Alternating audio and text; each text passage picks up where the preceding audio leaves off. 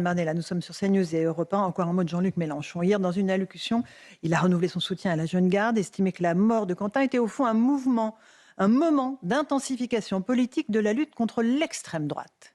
Et il dit évidemment tout a été truqué, arrangé pour faire croire à une expédition du service d'ordre insoumis pour traquer un pauvre malheureux.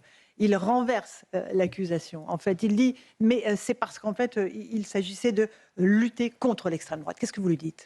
Qu'il est le déshonneur de la République française, monsieur Mélenchon, quand un jeune homme de 23 ans est mort, un jeune nationaliste est mort pour ses idées, on ne s'érige pas en victime comme le fait le leader maximo de la gauche aujourd'hui, Jean-Luc Mélenchon.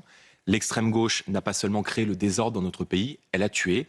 Et moi j'appelle aujourd'hui, et notamment en vue des futures élections municipales, présidentielles et législatives, à mettre en place un cordon sanitaire contre ce mouvement politique qui est aujourd'hui sorti totalement de la République et qui considère que l'insurrection, la violence, le chaos et le désordre sont des modes d'action en politique. Donc ils doivent évidemment répondre de leurs actes. Je vous rappelle que M. Arnaud, qui est encore couvé par Jean-Luc Mélenchon, puisque Jean-Luc Mélenchon s'est dit fier des actes de résistance de la jeune garde, apparaissait dans un clip de rap en 2021 dans lequel on appelait à tuer, à violer et à violenter les Français de droite. Vous voyez ?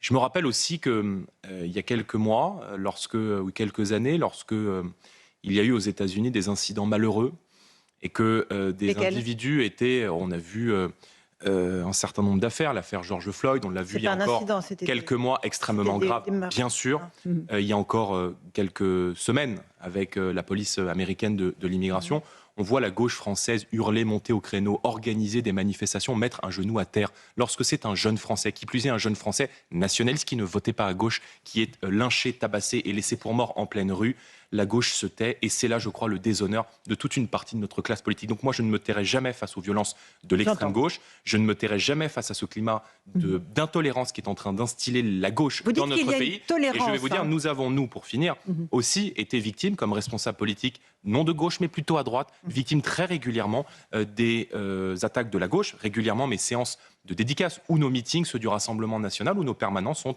perturbés par des militants de la gauche. Donc ils ont une responsabilité dans ce climat, bien sûr.